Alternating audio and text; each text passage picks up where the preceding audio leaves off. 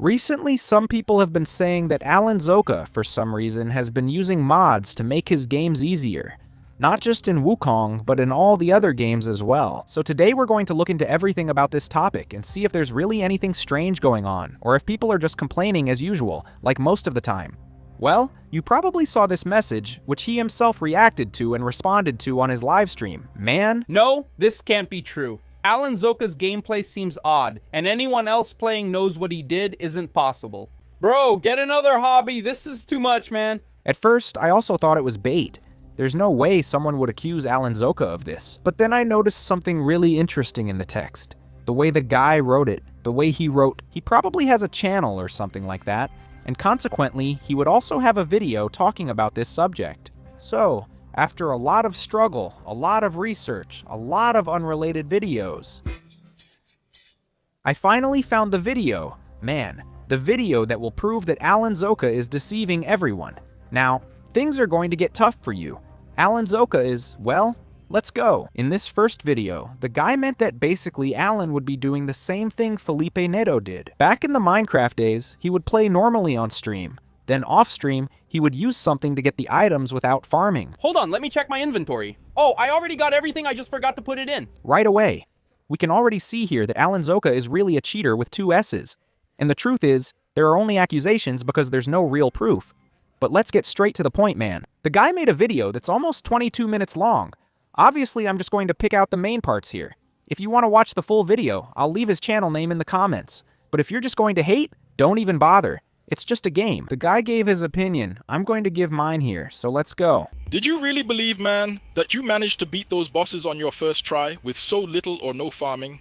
Honestly, I didn't see you do that, but your gameplay is strange. Now let's get to the part that took me nearly 2 days yesterday. He then claims he believes Alanzoka is using something and finds it odd that Alanzoka beats everything on his first try. Meanwhile, it took him 2 days. Man, the guy took 2 days to get past a certain part that Alanzoka basically beat on his first try. I noticed something fishy here, man. I saw Cabezon do it too. You beat him right away and got through easily without the wolf armor. Did you really get past him that fast on your first try? That seemed odd since he's tough. I have a friend here who played and said it took him the whole day to kill him. The game isn't easy, it's not that easy, no. Oh yeah, now he has a great argument. Dude, his friend took the whole day to beat that boss, man, so how did Alanzoka manage to get through so easily? Dude, how is that possible? Alright, let's go. The boss he's talking about, the big-headed guy, is this one here. It took me about 20 minutes to beat him, but I'm not going to compare myself. I found a video here from the Clipex channel that shows the exact time each streamer took to beat this same boss. Let's take a look.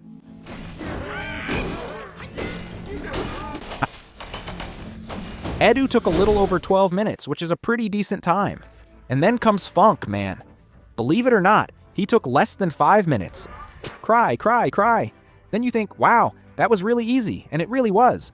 But besides that, he got almost everything right. Check out his patience and what he was doing. When a strong attack came, he began his mischief. Just runs away. A huge area attack, bro. And to top it off, Super Zondo. Bro, the guy basically just goes in swinging, doesn't care about anything else. And even so, it took about an hour, which isn't much, you know? Cry, cry? And according to Zando himself, it's easy as hell. So, like, if you and your friends think this boss is impossible, that you have to spend 2 or 3 days on it, maybe the problem isn't really the boss. And it's completely normal that people like Alanzoka, for example, who plays all day and has already played a lot of games much harder than Wukong itself, can get through with a certain ease. But now let's get to the part that matters. He's going to analyze Alanzoka's gameplay and talk about what's wrong. First, he starts by talking about Alan's stamina. It moves slowly, then suddenly rises. While he hits, the bar remains low, but he keeps moving. If it runs out there, you can't move fast and must keep jumping on him. But here, he can do it and didn't even use up his stamina, even with it low. Oh, I'm playing, guys. My stamina doesn't run out. Man, I'm really good at this. So, then he talks about hit points, says he doesn't take damage and all that. You want to see something weird on that health bar. He gets all the way to the end. It's impressive. He goes all the way. Impressive. He doesn't take damage. Barely any damage. The enemy can't hit him. Not at all. As for the other Alanzoka, impossible. Basically, he talks for a while and gives some examples of why Alanzoka's game is easier. She gets to a point. She doesn't go look at his stamina. You see that she gets stuck there. She doesn't go. It doesn't go down. I don't know what you did there, man, but something's off. You used something, you tell others that you can get past those bosses easily, but that's not how it works. Look at that. But, man, since you judged his gameplay, it's only fair that I judge yours. Actually, I'm going to do something even better. I'm going to send this video to a friend of mine. This guy plays every kind of Souls-like and has beaten Bloodborne countless times. And we're really going to see if Alanzoka's game is actually easier, or maybe it's you who's not doing something right. Look at how much damage you take if you get close to this guy, man. That's just how the game is, guys. That's how the game is. You're going to take damage if you hit the guy. If you go there, Alanzoka doesn't take damage. This is something interesting. All the other Souls-like games have this thing where when you start attacking, if you press the button, you'll attack. But here, you can cancel the combo and get out of the combo and dodge. In the other games, you can't do that, but here you can. This is an interesting part. He has a charged attack, ready. He could break the enemy's posture, follow up with another spell to really hit him hard. Instead of just standing there and waiting, he runs back and forth, tires himself out, then complains he lacks stamina to fight the boss. Watch how much damage this guy does in this gameplay. Of course he deals a ton of damage. You don't know the right time to dodge, the guy can't land a single dodge. If you pull off a dodge, the game goes into slow motion if it's a perfect dodge. Clearly a guy who hasn't played, especially Elden Ring, right? That's the game with the most delayed attacks. When I hit the Snake Man enemy, the damage ideal appears. Alanzoka, don't you see it?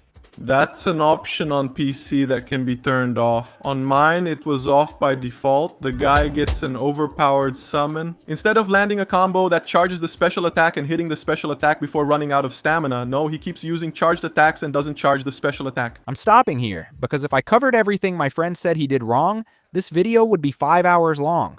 Now he finally talks about something he actually knows. What streamers have been using to make difficult games easier, and that way, be able to create more content. I'm going to show you what these guys use on their PCs to get past enemies in really tough games, right? To get through with some kind of ease. It seems like the scammers out there use these cheats to make their lives easier on the PC. I'm even suspicious of some big streamers out there getting past bosses with incredible ease, man. This right here completes the package for me, because for anyone who plays any kind of online game, especially first-person shooter, they're really used to this kind of person, the so-called casuals. Oh, but I can't do what this guy does. There must be something wrong here. It's not that he's good and I'm bad. There has to be something wrong. Of course, I'm not saying that everyone plays fair. Obviously, there are a lot of people who do use programs to get an advantage. If someone wants to, with just a few minutes of searching, they can definitely find a lot of things. But like, you're accusing Alanzoka, let's suppose Alanzoka is cheating. Then, can you explain to me how the guy manages to be good at Fortnite, unless he's cheating there too? And how is he also good, I don't know, at Overwatch? How is he good at Rocket League too? I know how he's able to be good at several games.